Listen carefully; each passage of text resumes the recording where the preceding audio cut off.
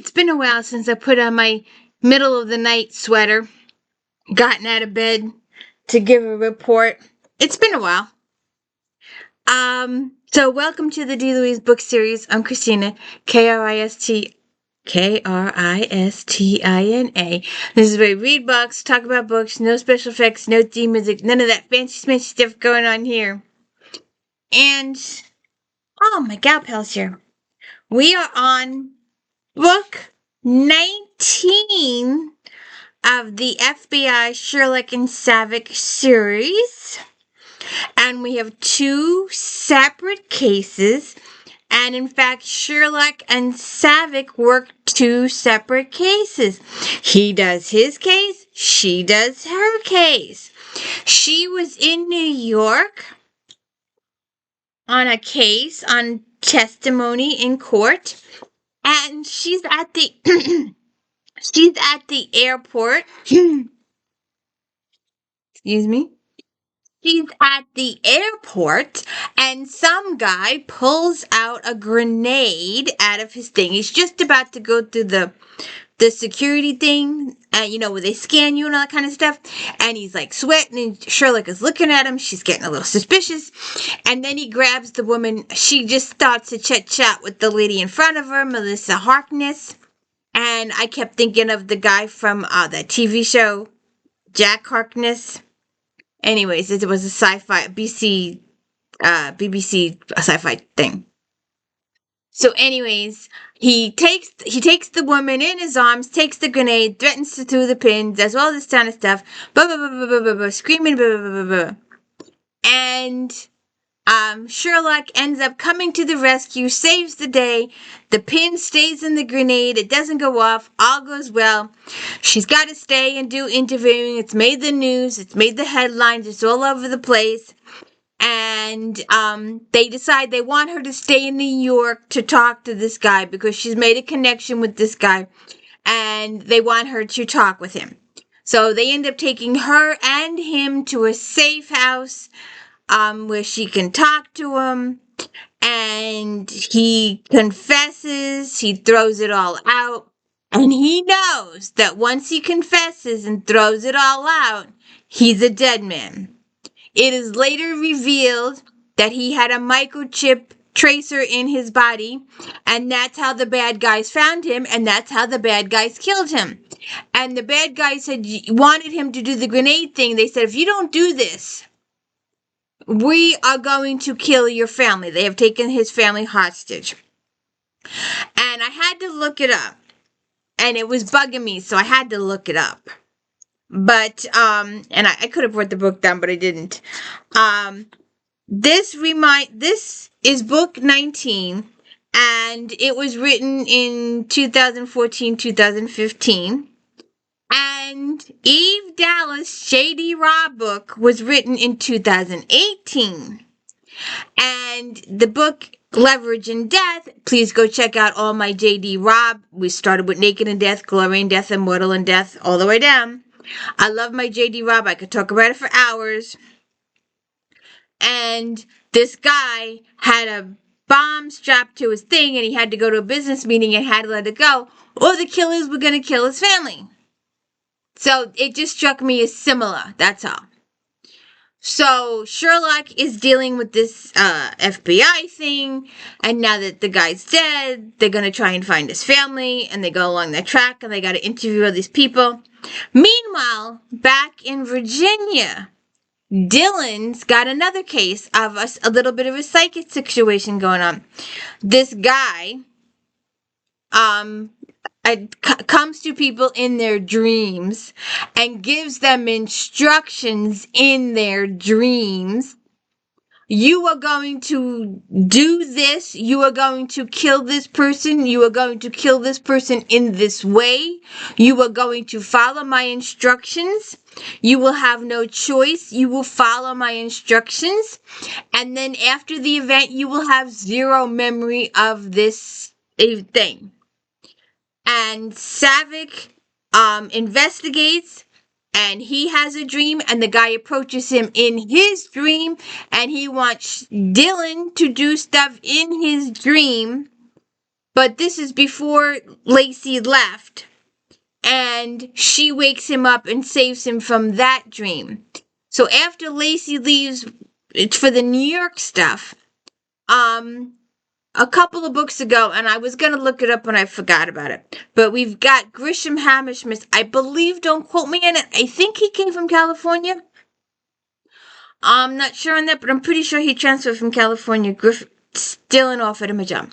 So it's Griffin Hammersmith and Dylan working this case in Virginia of this person going into people's brains and giving them instructions on how to kill. I want you to do this, and I want you to do this, and you're going to do it this way, and you're going to do it at this time, but you will not remember me and these, you will not remember the instructions, you will not, he totally hypnotizes them from a distance. And so Dylan finds the men, and it's so-and-so, it's revealed over several chapters, so this is a little bit of a spoiler. So-and-so was hit by a car. He was a pedestrian, was hit by a car, and the person driving the car hit and run. Later on, it's revealed who that person was, and that person was related to this person, and this person, and it's just a whole chain, because it's a really small town. And all the people in this small town are being killed off by each other. And it's revealed that they've all got a familial connection. They're all related to, or a friend of, or a relative of this particular hit and run guy. So Dylan and Griffin have to sort that out. And then Lacey's in New York with her group sorting that situation out. And Dylan has to try and figure out who this hypnotist is, who this person is. He's dealing with two Wiccan families in this small town of Virginia, and he's interviewing all these people, and he just gets the door slammed in his face a few times. There's several people that get killed in this Virginia thing. Then you've also got Lacey with the terrorist group, Sherlock. Lacey Sherlock is her name. She's dealing with the terrorist group, and they try and bomb St. Patrick's, and they try and bomb St. Patrick's twice. And they kill a guy over in France. So they've got far-reaching tentacles or reaches or branches or whatever. So that's their situations going on with MI5 and Lacey's situation in New York. And it's multi-layered. There's lots of branches. And, I started keeping track of the characters like I do. And I gave up. Because we have Lacey, Sherlock, of course, Sherlock and Savich, our husband and wife couple. We see Sean a little bit here and there. Then Melissa Harkness was the attorney at the airport. And then we have Nassim, who is the bad guy with the grenade. And then we have the airport people, which I all wrote down, and we obviously never see them again. And then we have Maddox Foley, who's supposed to be the VP of the U.S., and he's attending the funeral, and his wife is Eileen. I wrote all this stuff down, and most of these characters really unnecessarily to follow. And we see Ali Hamish. Ali Hamish makes appearance every now and then in the FBI. He's part of the FBI staff. And Walter Givens is your first deceased guy in the hypnosis section in the Virginia section, with the hypnosis and the killing of all the different people who have done this particular family wrong. And, of course, we have Grisham. And we get a very, very, very, very small, brief appearance. Like, he's there in the room. Because Milo Zachary is in the room. He's a New York head guy, and you met him in The Lost Key. We spent a lot of time with him in The Lost Key, and that was with Nicholas Drummond, our British FBI guy.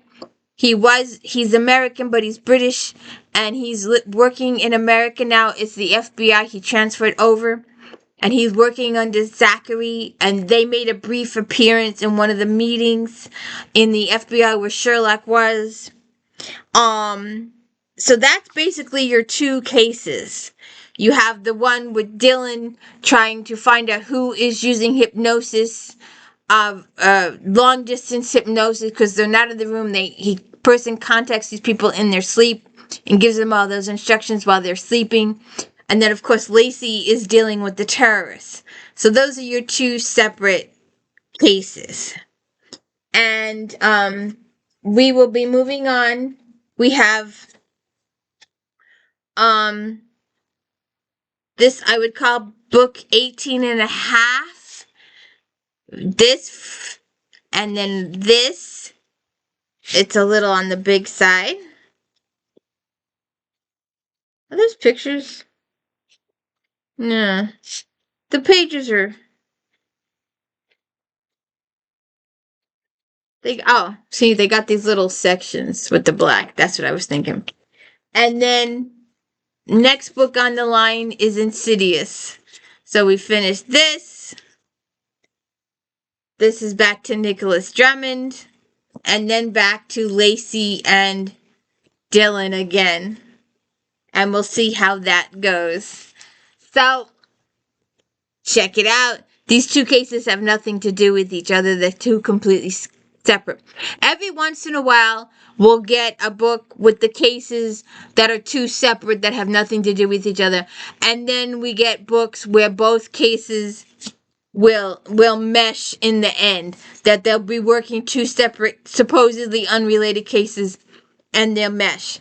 In this particular case, they were two completely separate cases. So that was Nemesis and Death.